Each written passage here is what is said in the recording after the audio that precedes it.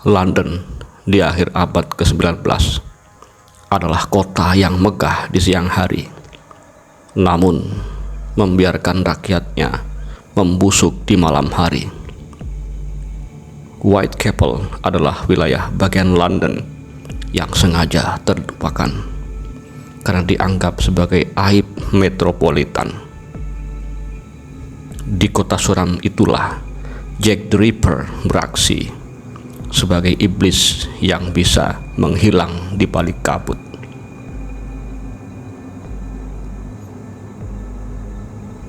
Whitechapel penuh dengan rumah petak.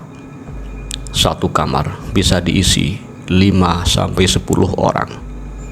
Jika tidak mampu membayar uang sewa kamar, kau akan tidur di jalanan.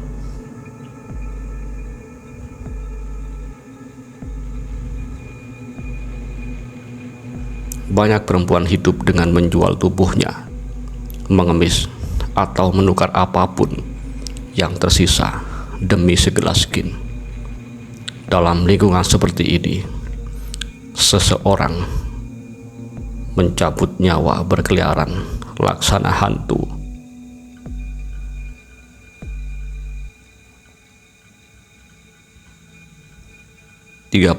Agustus 1888, Mary Ann Nichols ditemukan tanpa nyawa sebelum fajar.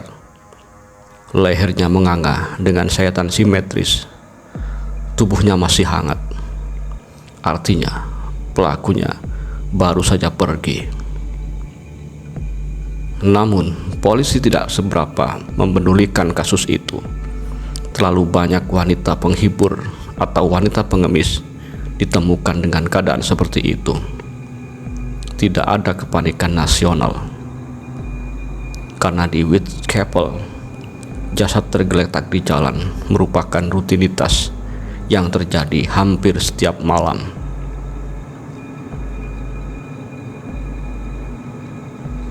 Mungkin karena polisi tak berbuat apa-apa, Annie Chapman, seorang wanita penghibur lainnya, juga ditemukan tanpa nyawa di jalanan sepi Whitechapel. Kali ini, kasus itu mulai membuat resah penduduk karena waktu kejadian lebih singkat dan luka lebih terarah. Dokter mencatat jika organ tertentu diambil. Hasil otopsi menjelaskan sepertinya pelaku menggunakan pisau bedah yang sangat tajam. Dan pola luka pun seakan dilakukan oleh seorang yang profesional dan sangat paham anatomi manusia. Apakah Jack the Ripper seorang dokter? Tidak ada bukti kuat.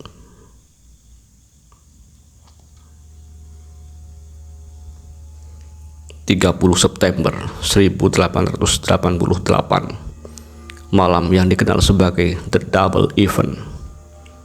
Elizabeth Stride ditemukan tergeletak di jalan basah tanpa nyawa.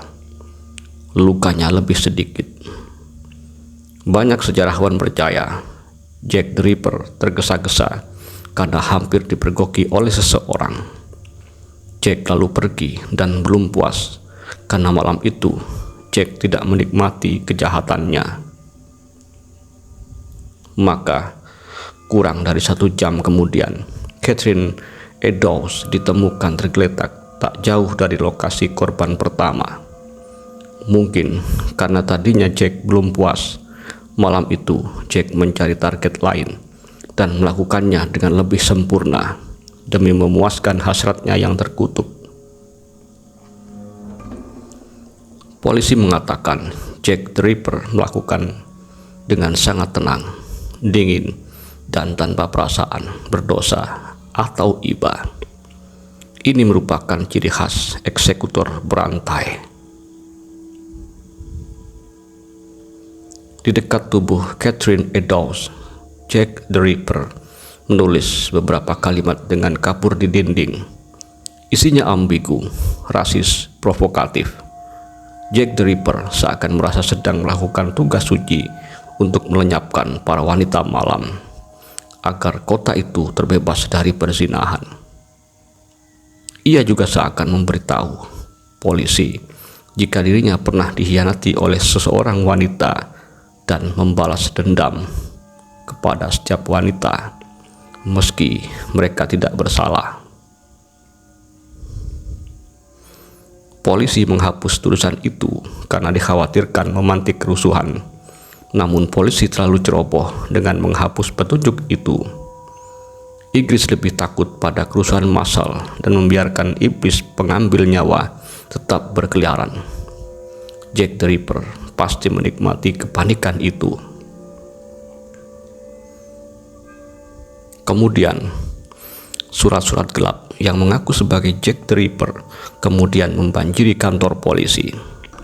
Sebagian mungkin ulah orang iseng, namun bisa jadi itu benar-benar dikirim oleh Jack the Ripper. Dan media massa mendapat keuntungan dari fenomena itu. Surat kabar mereka laku keras, bahkan beberapa kali dicetak ulang.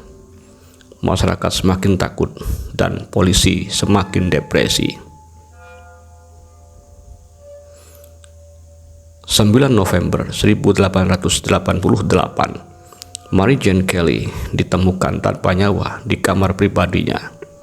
Ini membuat polisi makin frustasi karena Jack the Ripper mengubah ciri khasnya yang selalu berburu wanita di jalanan. Namun Jack the Ripper tetap memberikan petunjuk. Luka di tubuh Mary Jane Kelly sangat mirip dengan luka di tubuh para wanita sebelumnya.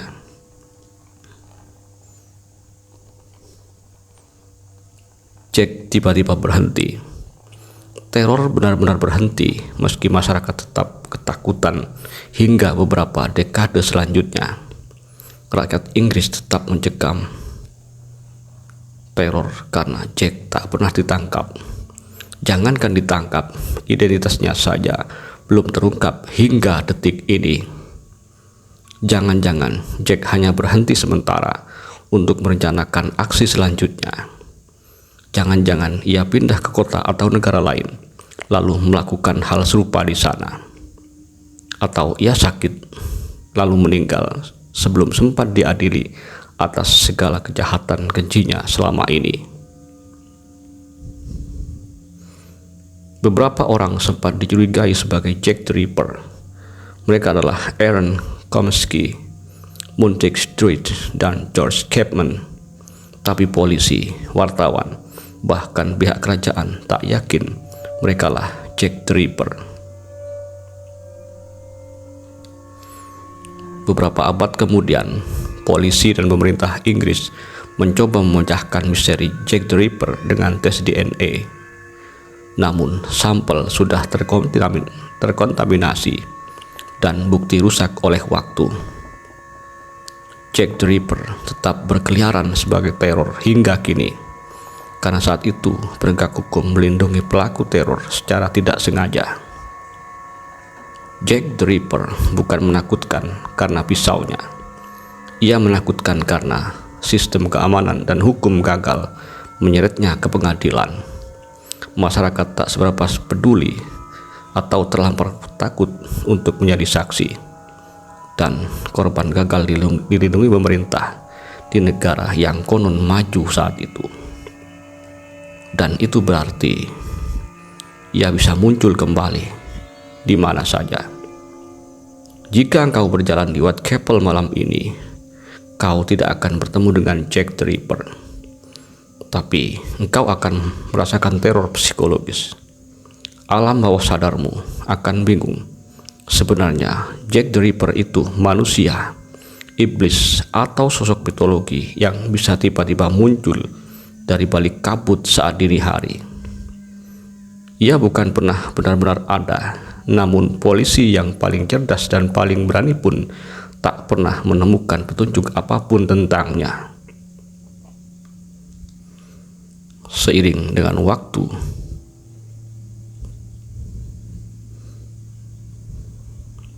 dan semakin banyaknya manusia yang mengidap penyakit jiwa, bisa jadi kisah nyataku ini menginspirasi seseorang untuk kembali menjadi Jack the Ripper Tier 1. Dan seseorang itu sedang beraksi di kotamu. Bukankah sudah banyak bukti jika penyakit psikologis sangat mudah untuk menular, bahkan melalui buku dan internet. Jadi, meski Jack the Ripper sudah tua, bahkan sudah meninggal, kalian tetap harus waspada. Bisa jadi Jack the Ripper masa kini adalah teman kerja atau teman kuliahmu. Bisa jadi ia adalah ayah, suami, istri, atau anak laki-lakimu. Maka jangan berjalan sendirian di malam hari